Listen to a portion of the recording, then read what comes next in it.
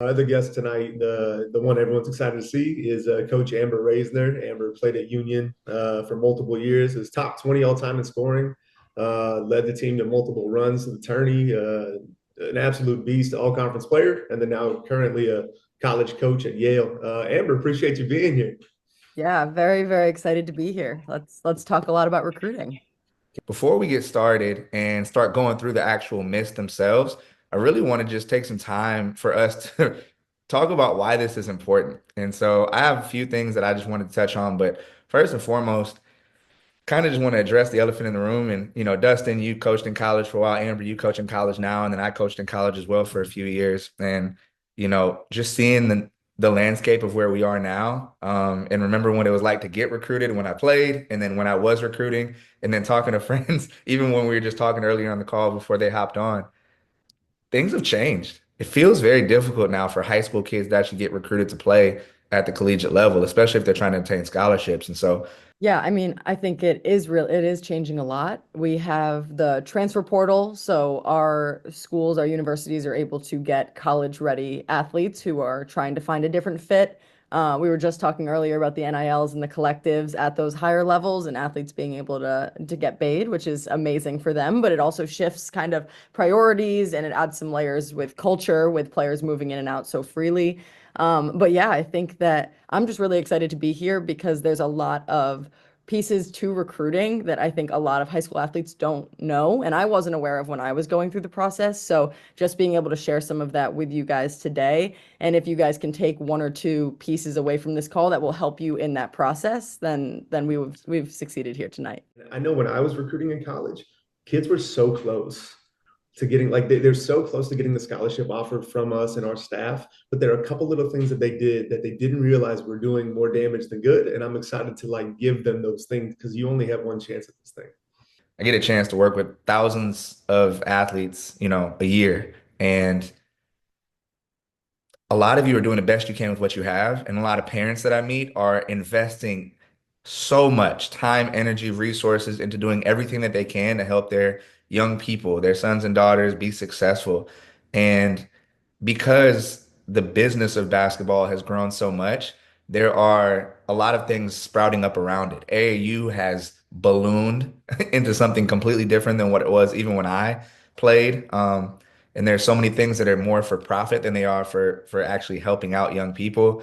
Here in Atlanta, for example, there's a ton of trainers, right? And some are great and some are not so great, just like there is everywhere else. And so really what we want to do here is for those of you that do have aspirations to play at a higher level, we're not just going to, pinpoint things not to do. We're actually going to give you guys some things to do. Where should you put your focus? Where should you put your energy? So that way, with all this time and energy and resources that y'all are putting forward, we just want to give you the information so you can put it forward on the right things. And so that's really why we think this conversation is so important. And so, Dustin, what's the first myth that we're going to bust? Yeah, myth number one is the way it's phrased. The myth is you have to be a big time scorer to get recruited. But in reality, there when coaches look to recruit a player, they look at you as a piece of the machine, a cog in the machine, and how you can help that machine. And a lot of times when you come into a new program as a freshman, they have people already doing those roles for the most part, like the high scoring role, the isolation role. And so the first thing is more than anything, instead of being all about scoring a ton of points, it's all about how you impact winning. And what I mean by that is like get great at the things that happen a lot when the ball is and isn't in your hands. And so like one thing I've seen kids in our area when they're in the gym do a lot is a lot of isolation stuff. A mentor of mine says kids in high school now are really good in the last 5 seconds of a shot clock, but they're not good in the first 25. Meaning like the isolations heavy stuff is really good for end of shot clock, end of quarter, but there are a lot of other things you can do that show coaches you understand basketball. And we'll get to those. It's like spatial awareness, pattern recognition, point five decision making. So what Dustin said is absolutely right of you're trying to help your team. You're trying to put yourself and your team in the best position to be successful. And there's a lot of different ways to do that. And that's not just in high school, like that is in college as well. We talk about your role, and this is a PGC concept as well. Like you need to embrace your role And that is what you are doing right now for your team. Not to say that that role can't change. So if you are not happy with your current role, like then you need to have conversations, you need to change, and then hopefully like that can be adjusted. So if you want to impact with scoring more, or maybe there's a lot of other aspects that are going to help you a lot. So who's getting the rebounds for your team? Who's helping your team get extra possessions? Like who's assisting those buckets, right? Like those screen assists, a lot of other smaller pieces. And the defensive end, like we need defensive stoppers. Like we're a defensive team first, and we say like it doesn't matter if you're scoring 15 points a game. If you're giving up more than that, like you are a net negative for our team. So having players who are really bought into defense, who are really just amazing culture kids, those are a lot of different pieces that come to mind. One of the most important roles for a team in terms of culture is being a glue kid, the glue piece to the team. So for us, like for our team and teams that I've been a part of, that isn't somebody who's scoring a lot of points. That might actually not be somebody who's looking for their shot. It's somebody who knows the offense, who shows up consistently the same every practice and every game. And we know when they come in, they're going to settle the team. So there's players like that that we look for when we're recruiting. We look for the players who are actively rebounding the ball because we need extra possessions. We look for the players who love defense and are not just trying to get back to offense. So there's so many more that I can talk about, but that's at least first what comes to mind, and then can also touch on some of our championship culture because what our pillars are dictate how we recruit as well. If you're showing in high school that you are consistently messing up your team's plays, that you can't operate within the system, that everything is ISO or nothing else, then they're not going to see you being able to fit in and be a cog in the wheel for you to learn the ropes, and then them give you a bigger leash as you go through your career. So learn how to operate in the system, understand who you're playing with. Coaches can tell if you're on a good team, you don't need to go out there and score 20 points a game to get recruited. Just do your role within there. And if they're good coaches, which a lot of them are at that level, they'll find you.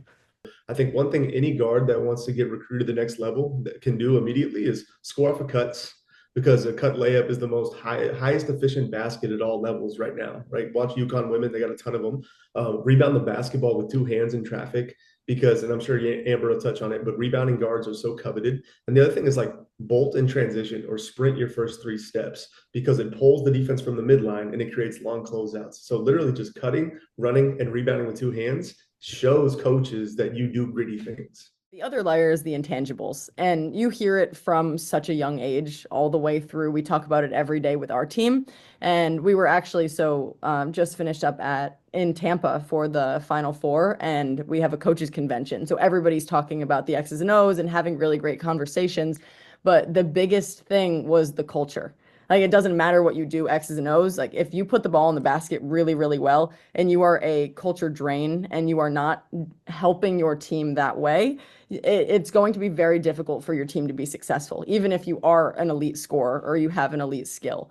So we have our championship culture, and there's a lot of different pieces, but the non-negotiables or the intangibles are you have a positive attitude, you have positive body language, and there's no complaining. So and that goes back to your role and kind of how you fit into the system. We're always open to conversations, transparency, in terms of your role, but those are the non-negotiables, and we see that when you are playing. So that's the first piece is like we need to evaluate that, how you're talking to your teammates, like your mistake response when things don't go well, like how your coach how you respond to coaching when maybe you didn't make the best player, you made a mistake. So those are a couple of those intangible pieces that we notice when we're at AAU tournaments and when we're at open gyms. But then the next layer of that is if we think that you have the skills and it's not just the scoring, then we get on phone calls to try to figure out who you are even further, because that's the player who we're going to coach every single day. Like that's who we're going to be with all the time. We talk about like, this is our family.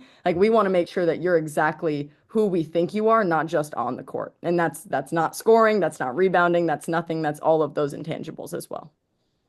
We were really interested in an athlete and we had some conversations. They ended up coming to our camp. Elite camps are really big because we get to interact with the players while they're on campus. So if there's a couple of schools that you're really interested in, you've had communication with and you want to do that, elite camp's really big for us. But we saw the athlete play all through AAU. She was coming on campus. We felt really good about it.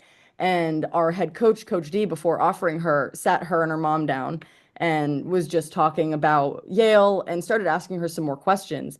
And she asked, like, why do you want to come to Yale? Like, why do you want to play basketball? And instead of talking about how much she loves the game, she talked about how great of an academic school Yale is and like how she kind of likes basketball, but like really using it to just continue her education. And although like Yale's an unbelievable academic school and we want our players to be very, very academically motivated, you're not going to succeed if you're not. But we want players who love basketball and we want players who can articulate that they love basketball because then you're going to put in the work, you're going to fight through adversity, you are going to be a good teammate. Like that is the baseline layer. So now every recruiting call I'm on, one of the questions is, so tell me why you play. Like, what's your why? Do you get in the gym for extra shots? Like, what is your work ethic? Like, those deeper questions. And I would say when you're on calls with coaches and given that opportunity, like, attack that like you're getting ready for a championship game. Because, like, that is your, like, that is your arena to show them why they should be on your, like, that you want to be a part of their program. Please, if you have any desire at all to play at the next level, if you are fortunate enough to get on a call with a coach from any school at any time, there is no such thing as a one-word answer. I'd rather have them like make a mistake and fumble over their words because they're so excited about what they're talking about versus being so nervous and timid that they just sit there and give me one-word answers. Like those were some of the toughest calls to get through was just like those ones where you feel like you're pulling teeth to get a decent answer out of them. Like if you care about this thing, coaches want to see that. So just make sure that you're putting that out there. If there's a player who maybe skill set wise, we're like, we need to see some more, like they're okay right now. Like we're gonna keep them on our list, like we're gonna keep watching. And I get on a call with them and like their personality is outstanding. Like they are an awesome culture kid. They're fun to talk to on the phone. Like and it's just a real conversation because we're people too. Like we're that these are the people that are gonna be in our office hanging out and just like dealing with a lot of stuff in college. So if they get off the call and I'm texting our other staff, I'm like, I just had the best call. Like I can't wait for you to see this player play. So they go hand in hand and it's something that is really useful to know as you're getting on these calls. So the myth number two is if you don't play AAU in high school, middle school, you have no chance of getting recruited. So if you don't play AAU, you have no chance of getting recruited to play. AAU is you sign up, you play on a team, and then there's these big AAU events, and then you go with that team, you play in these big events. So there's hundreds of teams, and there may be dozens of coaches there. There may not be, but there's so many different locations. It's this high school, that high school, this middle school, this main center, and there's just a ton of stuff going on. There may be a coach there, there may not be. A elite camp is where a school hosts an event for a smaller group of kids and it's usually invite. They might allow some people to sign up, but usually it's invite only. Smaller group of kids. Not only is their whole coaching staff there, but other college coaches like the D3s that can come in there as well and coach the event. If you don't play AAU, you have no chance of getting recruited to play. The short answer is no, that you do not need to play AAU to get recruited. But I would say that AAU, especially as you get to your older years, so sophomore year, junior year, where coaches are really trying to see you play and play in different systems and against different competition, I think it really does have its value, especially at some of those bigger tournaments where there are a lot of coaches. But what I would say is the most important thing when talking about AAU is figuring out the people that you're surrounding yourself with, and that's your coaches, that's your other teammates that are a part of the program, like getting to know who runs the organization, who your coaches will be, and making sure that they know your aspirations because those are the first people that we call after an AAU tournament. Like if we see you play, we're not calling you first, we're calling your coach. We're figuring out where you are academically, like to see if you're even a fit for us, if you're a high academic student, we're figuring out your character, all those things. So making sure that you are able to have conversations with your coaches about your aspirations and them really knowing who you are. And I would say if you are investing in AAU, because it's such an investment for families and travel and time, that you need to make sure that you're going to be able to play on the team that you're on. Like the worst thing that we can see is a player who's trying to play a top EYB, like sit the bench on a top EYBL team, and they are the 14th man on the bench, and we try to follow them around to all these AAU tournaments, and they never see the floor. So then we need to figure out other ways, whether that's their high school. There's a lot of extra layers to that, but I would rather see you on a slightly worse team where you're able to impact and have a role than going and chasing that top team. What we do is we have a couple of days during the summers where we invite athletes who want to get recruited to campus, and they will participate in our camp, which is a lot of playing. Like our philosophy is we want you to do some skill work, and then we want you to play, and we want you to play some 3-on-3, some 5-on-5 with some different athletes, and just see how you interact with people who you haven't really had the chance to play with. And that's like, oh, are you taking a million shots? Are you, every time you catch the ball, is that thing going up? Or are you playing within a system when you don't even know what that system is?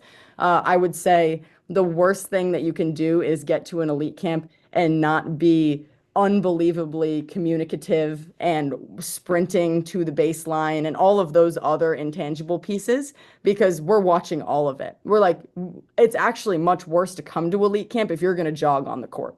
Like if you're going to just like move up and down and kind of flow through the motions, then we don't want you to be there, because that's exactly what you're going to do every day. But I think that it gives us a chance to interact with the players and our recruits.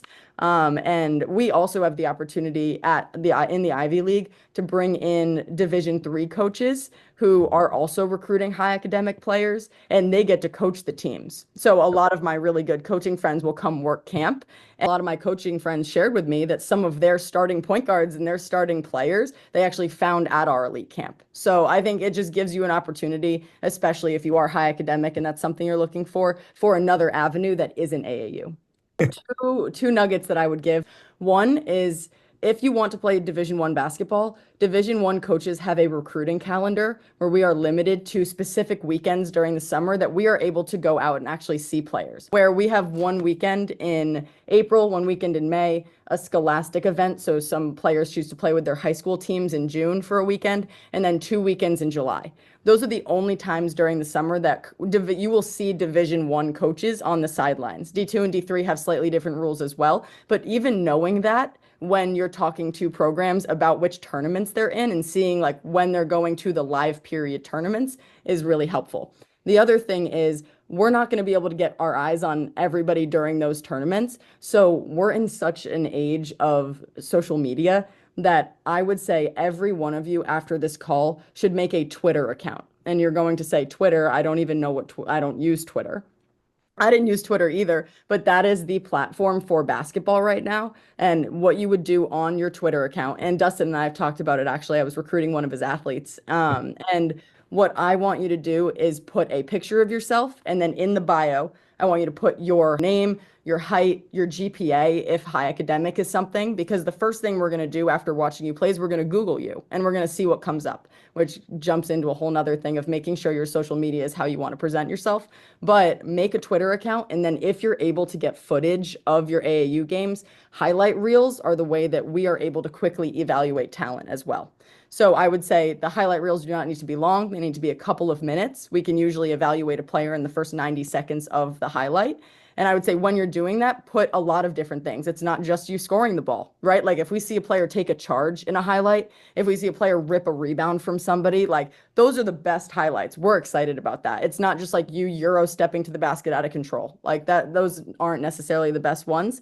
And as you're doing that, like don't need to see you making a layup, don't need to see you making necessarily free throws, but showcasing different parts of your skill set. And then you can send those to college coaches. Like I get a lot of like messages on Twitter of being like, please check out my account, or a lot of emails. But I wanted to just throw that out there because you can show a lot of film and not necessarily play AAU. It can be high school as well.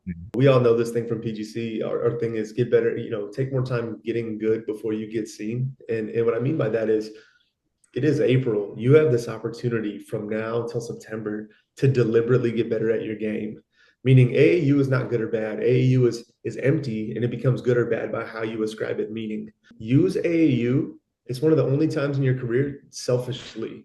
Like this is the time for you to either bolster yourself and get better with a program that highlights your values and what you do, Or most kids don't use it correctly and they end up spending money, traveling and not working out, and then playing in games they have no business playing in front of nobody, right? That doesn't do anybody any good. So my advice is like AAU, sure, but deliberately practice for the next 5 months, 6 months. And what I mean by that is we have this thing we call the rage to mastery in basketball, meaning from now until September, there should be two things that all college players do when to get to college. One, they think about basketball relentlessly. Anytime they have a downtime, they're like, gosh, I could be getting shots up right now. Oh, I should maybe do 40 pull-ups right now. Like let the thing consume you for the next 6 months. Number two, you need the ability to learn quickly. And what I mean by that is like study film, watch film, watch film, watch film. Because Americans right now, sorry, I'm going on a tangent, but the reason so many non-Americans are playing college basketball is because we don't know what to do when the ball isn't in our hands. And Europeans are so good. That's why the number one pick in the draft has been European the last couple of years. The last five MVPs have been non-American. It's because Europeans play soccer at a young age and they're really good at moving the ball and they watch film relentlessly. The watching film is one of the most important things that you can do right now. And I want you guys to start now doing that because your IQ, especially when the pace of play speeds up in college, I mean, so strength is a huge jump. IQ and how fast paced the game is are the two biggest things that we see freshmen struggle with. So the more you can watch film, the better. And it's not just watching what you're doing and like, oh, like that was a great shot. Like, oh, like look at that steal. It's okay, let's really pick apart the game and rely on some of your coaches and your mentors that have done this and can help you kind of piece through it. What we'll do with our players is, and we always say we need so much more time to watch film because we don't have enough of it, but like we will watch 2 minutes of film in team film or individual film, and it will take us 20 minutes. Like, because we're analyzing so many things. If you're not an ESPN top 100 player at 14, 15U, it doesn't matter for you right now. Like they're not coming to watch you play. College coaches aren't in the gym to watch. That's just real. So I see some people in here. I'm in seventh grade and I'm in eighth grade. And then AAU for you right now in terms of you getting recruited doesn't mean anything. You need to get good. Right now, your job is to focus on how do I not skip steps? How do I build my fundamentals? How do I get so good that when I do invest that time and energy and resource in the AAU, and I actually want to get recruited, that I'm good enough to get recruited. So what I would have done is I would have done what Dustin said. I'm getting in the weight room. I have a plan. I'm getting with a trainer. I have a plan, and I'm finding all the grown men open gyms that I could find, and I'm going and hooping in those as many times as possible. And then parents, if you're looking for something, because I know there's a lot of parents who are like, how do I invest for my kids? Here's the best thing. I stole this from somebody. I did this and I thought it was genius. Instead of spending all this money, because it's not just the team, the $1,500 for the team that you're spending, it's the gas, it's the travel, it's the food, it's the hotels, it's all that, right? The thousands of dollars that you're spending there. Rent a gym for 3 hours, 4 to 5 days a week, and then have your kids and whoever other people you know invite all once May hits, invite all the college players and the best high school players in the area. Hey, we're having open runs here every Monday, Wednesday, Friday, whatever, from this time to this time. It's invite only, so you only invite like 15 people, 20 people just to make sure you have enough, and y'all can come and play for free. The only rule is that my kid gets to play. So now you're guaranteeing a run of 12 to 15 people, some of the best players in the area, and you know you get to play the entire time, so you're not going to get sat out because you're the family that bought the gym. And now it's like you just get to go and play for hours, 3, 4 times a week with some of the best players in the area. You'll get so much better doing that than playing AAU, and it will be a fraction of the price. There are other avenues to getting better outside of AAU. AAU isn't bad, but just understanding if it's for recruiting, getting good is more important. So find AAU programs that get you better, that practice a lot, that don't play every weekend, that focus on the fundamentals, that are going to teach you the game of basketball in a positive way. Don't just go play to play because I want to play in the most number of tournaments. Your bang for your buck when you're 14, 15, 16 is not in how many tournaments do I play in, and that's how I quantify whether or not this is good or bad. It's how much better am I going to get and how well am I going to be coached? Because if you don't get good, then when you get to 17U, it doesn't even matter because nobody's going to look at you still. That is the most important thing, is getting good. All right. So yeah, number three, the myth was, you wait until you get the perfect offer. The way college basketball works now, high level college coaches are not looking at high school players for the most part, unless they're top 25s, because they're just going to poach really good kids from smaller schools anyway. Like if you're a coach, I'd rather have a 22-year-old guard who's played college basketball than a 17-year-old who's never had reps before. And so for you as a high schooler, like any offer you can get, go, like within reason. And if you go, you odds are you won't be there for 4 years. You'll get really good, and then you'll go up to another level. That's just what the landscape looks like right now. So there's kids in last summer with PGC where we're waiting for the perfect offer, and sadly they didn't pull the trigger and they took somebody else, and now they have no offer. We want you to go where the right fit is. Like we talk about fit all the time. Like it's not just the name of the school. It's not just like where it is in the country. Like what I would say to you is make a list of your, and you can go 1 through 10, but top 10 most important things to you in a school. It can be like the academics, it can be the coaching staff, it can be the location, it can be, is the food good? Like whatever it is, and like what's important to you, make that list and then start to sift through what those schools are and where those opportunities are. And don't wait for that big time offer. The other thing is that I would say is go where you're wanted. And Mhm. that is like the most important piece of advice that I could give is go where you're wanted. Because if you try to force yourself into a situation where you are not wanted or your coaching staff doesn't believe they're waiting for 3 other kids to commit before you, like and then they offer you because they missed.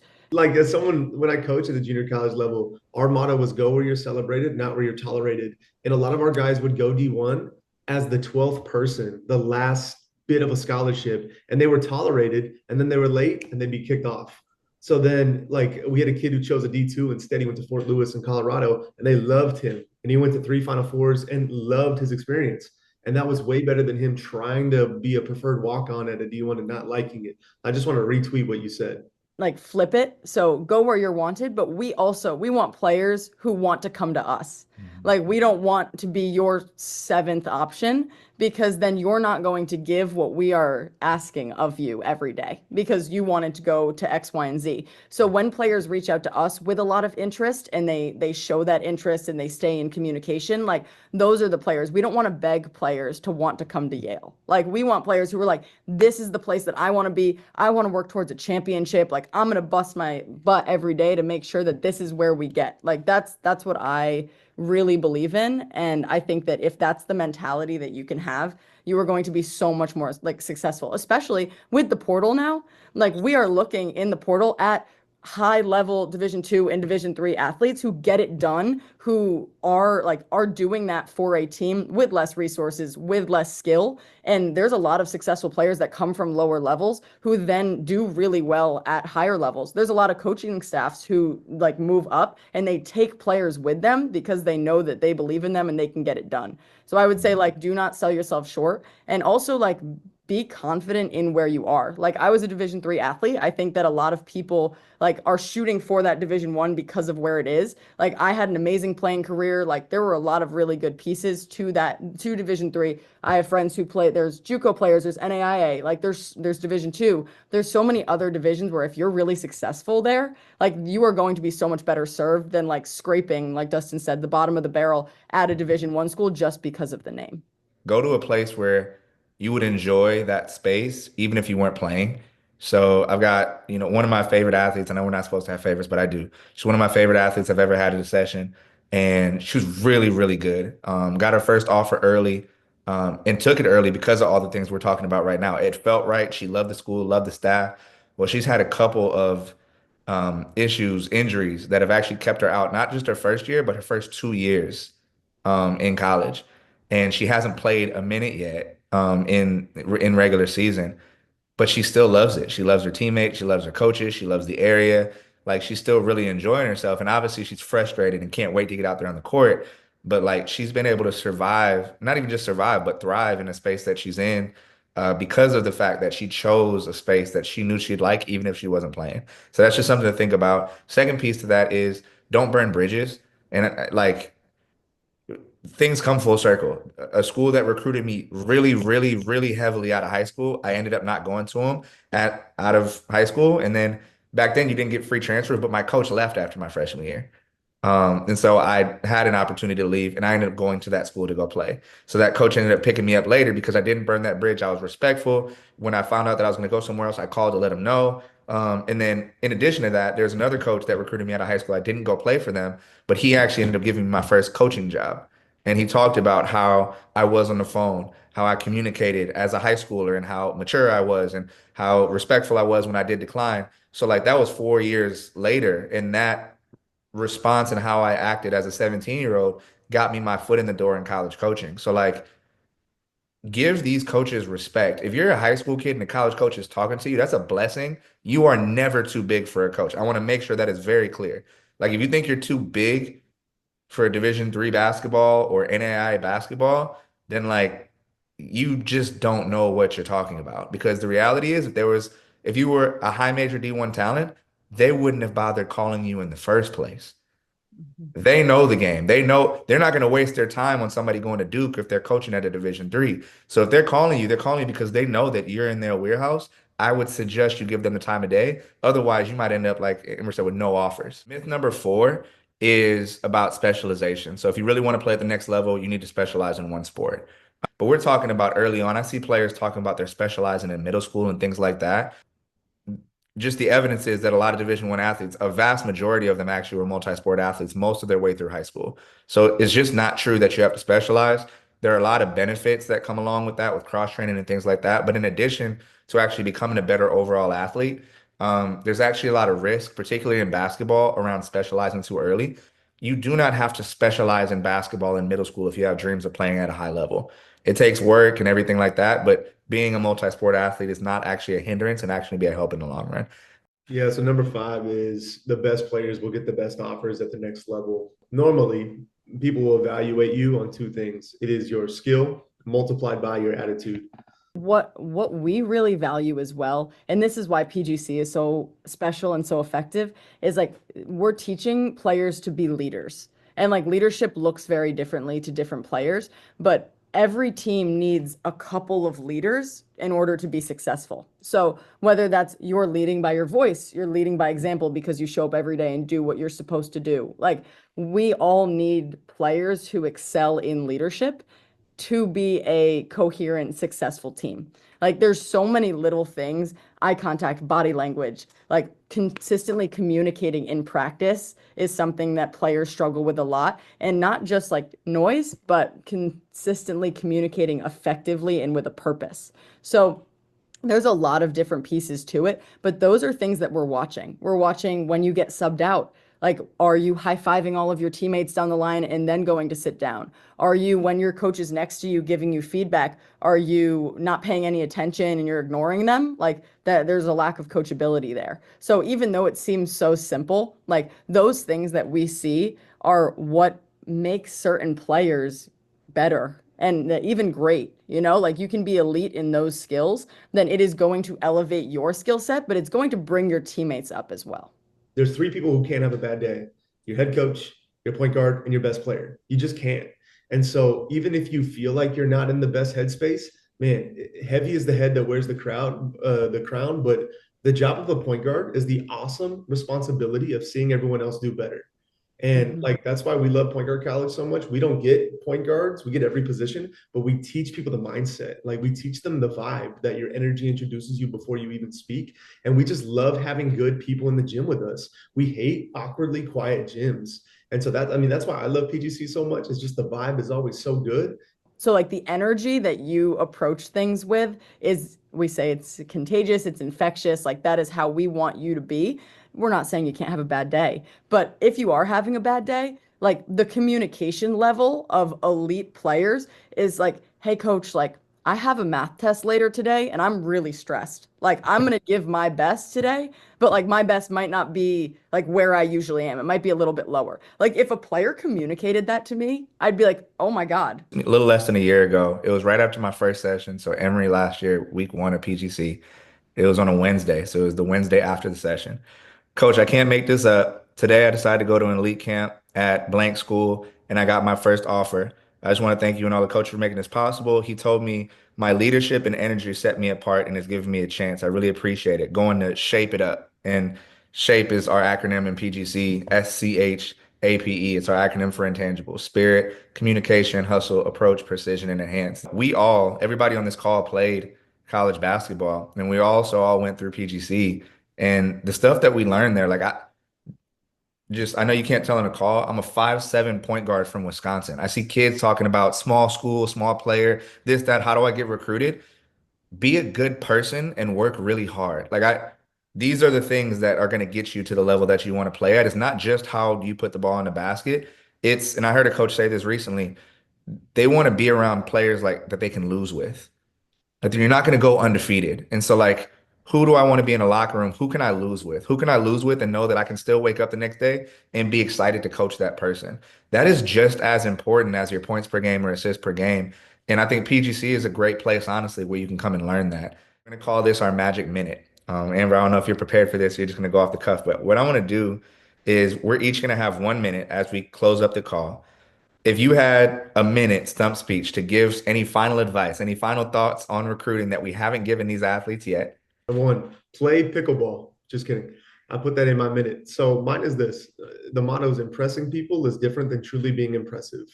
And instead of trying to impress people when playing games, what truly impresses us is the ability to do difficult things over and over and over again with high levels of enthusiasm.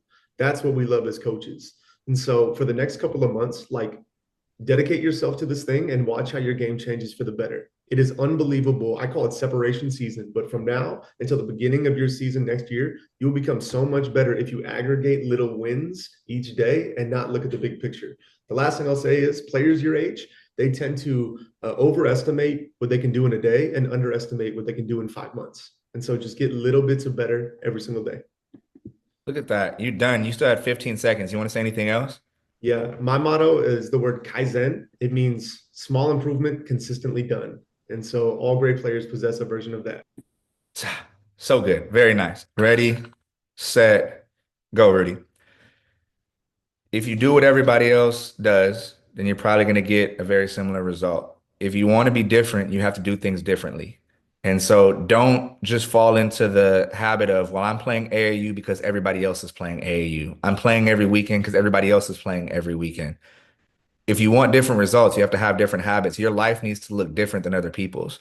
And so that might mean I'm going to stay home and not do this thing when I'm 14. And I'm going to stay home and I'm going to get a nutritionist and I'm going to get a strength conditioning coach and I'm going to get a trainer and I'm just going to put myself here in this place and I'm just going to work like Dustin said and I'm just going to work every day maniacally like a mad person for months. And then when I come back to play June ball with my high school team, I'm going to look, sound, and feel completely different than everybody else around me. And so I know that sounds scary to some people, but I'm telling you, parents and players, if you really want to have a different career, you have to be okay doing things different than the way everybody else is doing it.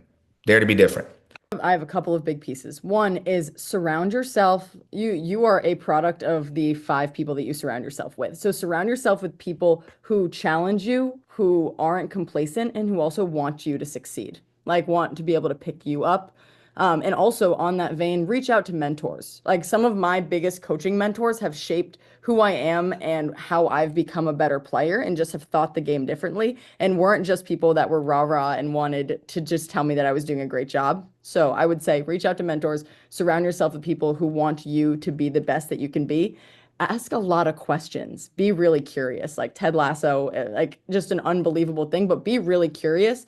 And especially on phone calls with coaches, people who have been where you want to be, like consistently ask impactful questions. And then what always stands out to me is one of our core pillars is like the willingness to sacrifice. So what are you sacrificing and giving up, like Rudy said, to be different? And it's a PGC saying, but are you training and Time. Gosh, I wish I had another 30 seconds. I was about to cheat the timer and like stop it so you can keep going. That's perfect.